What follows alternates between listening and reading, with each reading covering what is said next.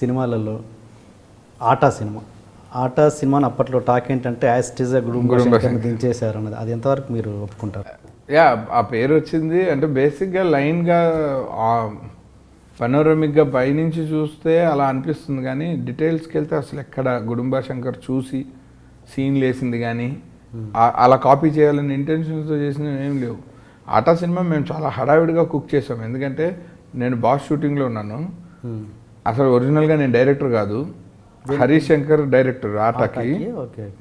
So ఆ MS రాజు గారు హరీష్ శంకర్తో సిద్ధార్థ హీరోగా బొమ్మరిల్లు తర్వాత సినిమా అనౌన్స్ చేశారు. Mamta Mohan Das heroine, Parchur brothers, Devi Sri Prasad. యాస్టీస్ అన్నీ తెలుస్తూ నాకు కనబడినప్పుడు మాట్లాడుకుంటూ ఉండేవాళ్ళం. నేనేమో బాస్ ఫినిషింగ్ షెడ్యూల్లో ఉన్నాను. సడన్గా రేపు పొద్దున ముహూర్తం హరీష్ చేయట్లేదు అని రాజుగారు నన్ను పిలిచి, నువ్వు ఈ సినిమా చేస్తున్నావు, నా మీద ఒట్టే అన్నారు.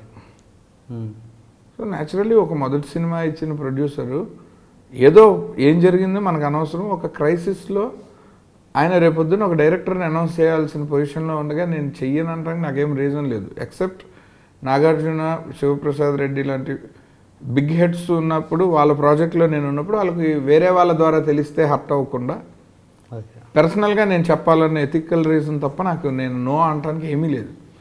ఆయనకి నాకు 2 hours టైం ఇవ్వండి సార్, అప్పుడు కూడా నేను చేయను అనట్లేదు. రేపే ముహూర్తం చేయాలా లేదా బాస్ రిలీజ్ అయ్యాక చేయాలా అన్నది వాళ్ళిద్దరిని అడిగి చెప్తానండి. ఎందుకంటే అండర్ ప్రొడక్షన్లో ఇంకో సినిమా సైన్ చేయాలంటే మన నిర్మాత హీరోకి డౌట్లు ఉండకూడదుగా మన పైన. సో వెళ్ళి నాగార్జున గారికి చెప్పి ఇలాగ అడిగాడండి ఆయన.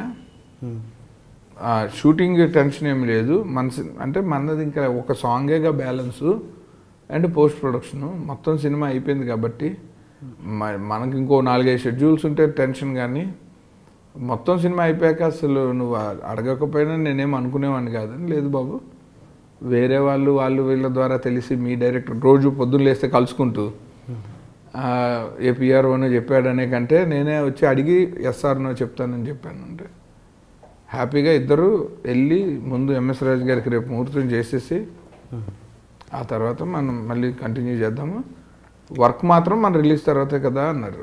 ఖచ్చితంగా అంతే అని చెప్పాను. చెప్పి వెళ్ళాను, ముహూర్తం చేసాము.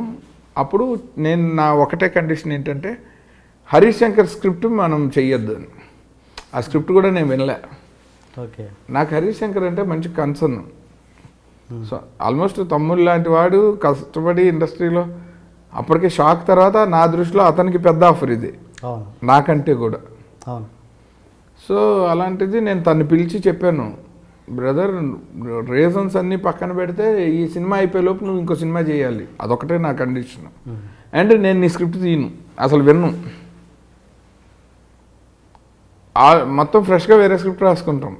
అది ఎంఎస్ రాజు గారు, నేను, పర్చూర్ బ్రదర్స్, దీన్ రాజు, ఎవరో ఇండస్ట్రీలో భూపతి రాజా గారు, ఎవరో ఒకళ్ళు మొత్తం మీద వేరే కథ చేస్తాం. కానీ ఈ కథతో నువ్వు ఇంకొక ప్రొడ్యూసర్ని పట్టుకొని నువ్వు సినిమా తీయాలి, నా సినిమా అయ్యేలోపు నువ్వు ఒక సినిమా తీయాలి, అదొకటే నేను కండిషన్గా పెడుతున్నానంటే, లేదన్నయ్య నేను ఎట్టి పరిస్థితుల్లో మంచి సినిమా చేస్తాను, మీరు నన్ను నమ్మండి అని.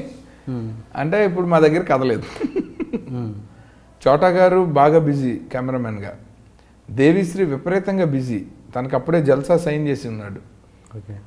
పర్చూర్ బ్రదర్స్ను పట్టుకోవటం కూడా కష్టంగా ఉండింది. సిద్ధార్థన్ ఆల్రెడీ బొమ్మరిల్లు తర్వాత బోర్లని ఆఫర్స్ ఫ్లడ్ చేస్తున్నప్పుడు ఆపెట్టారు ఎంఎస్ రాజు. అతను నైతిక విలువల కొద్దీ ఆగాడు ఆ ప్రొడ్యూసర్కి. ఇంతమంది ఉన్నప్పుడు ఇంకా కథ కాకరకాయ అని మనం అలాగా చాదస్తంగా దీన్ని ఏదో ఒకటి చేస్తామా, టు సేవ్ ఎవ్రీబడీస్ స్కిన్ ఫటాఫట్ చేసుకుని వెళ్తామా అన్నది నా call. At any point of time అండి నా లైఫ్ మొత్తం మీరు చూస్తే I can always afford a flop than making the production house sink అండి. ఫైనాన్షియల్ లాసెస్లో నష్టపోవాల్సి వస్తే ఇంకొంచెం ఎర్లీగా సినిమా చుట్టూ ఇచ్చేస్తే బయటకు వచ్చేస్తాను, అది ఫ్లాప్ అయినా పర్వాలేదు. ఎందుకంటే అది నా సూత్రం. బట్ అది మీ కెరీర్కి, నా కెరీర్ అన్నది నా ప్రొడ్యూసర్లు బాగుంటే, ప్రొడ్యూసర్ లేకపోతే ఎవరికి సార్ కెరీర్, ఇంట్లో కూర్చోవలసిందిగా ఎవడైనా. ఎనీ డే మీ మీద డబ్బులు పెట్టేవారు లేకపోతే మీరు ఎంత టాలెంటెడ్ అయితే ఉపయోగం ఏముంది? బట్ మరి బాగుంటుంది అని నమ్మి చెక్కుతాము సినిమాని, బాగాలేకపోతే రేపు పొద్దున్న థియేటర్లో ప్రాపర్ రిలీజ్ అవ్వలేకపోతేనో, దానికి ప్రమోషన్ లేకపోతేనో, థియేటర్లు దొరకకపోతేనో, రాంగ్ సీజన్లో పడితేనో, 100 కారణాలు ఉన్నప్పుడు హిట్కి అది బాగుంటుందేమో అన్న నా ఒక్కడి అంబిగ్విటీ అండ్ ఒక వేక్ హోప్ మాత్రమే దాని మీద నేను బలంగా బిజినెస్ చేయలేను. సో అలాంటప్పుడు అలా స్కిన్ సేవ్ చేయటం అన్నది నా పద్ధతి. ఇది కరెక్ట్ అని నేను అన్నాను. జనరల్లీ నేను I respect others money because I know how difficult it is to get money. So naturally నా స్టాన్స్ అది. బట్ మీరు అలా సేవ్ చేసిన వాళ్ళు మళ్ళీ మిమ్మల్ని పిలిచి సినిమాలు ఇవ్వడం జరిగింది? నాట్ నెసెసరీలీ అలా పిలుస్తారని మనం ఎందుకు అనుకోండి. నా వల్ల ₹1 లాభం వస్తే వెంటపడి అండమాన్లో ఉన్న పిలుచుకొస్తారుగా, అదేగా ఇండస్ట్రీ సూత్రం. సో నాకు ఆ నమ్మకం నా మీద ఉన్నంత కాలం నాకు ఇంకొకటి ఎవడో పిలుస్తాడా పిలవడా అనే లాజిక్కే లేదు అసలు. మనం ముందు కరెక్ట్గా అదే పనిలో ఉండాలిగా. నేను స్క్రిప్ట్ రాసుకుంటూ ఉంటే ఓ మంచి హీరోని ఒప్పిస్తే మీరు తీనంటారు. నేను ఇప్పుడు అల్లు అర్జున్ నాకు ఒక కథ ఓకే చేశారండి, మీరు డబ్బులు పెడతారా అని కూడా నేను అడగక్కర్లేదు. ఆల్రెడీ మీరు అదే పనిలో ఉండుంటారు. సో ఇండస్ట్రీ మొత్తం రన్ అయ్యే థియరీ అది కదా. Please subscribe to iDream. Please subscribe for more videos.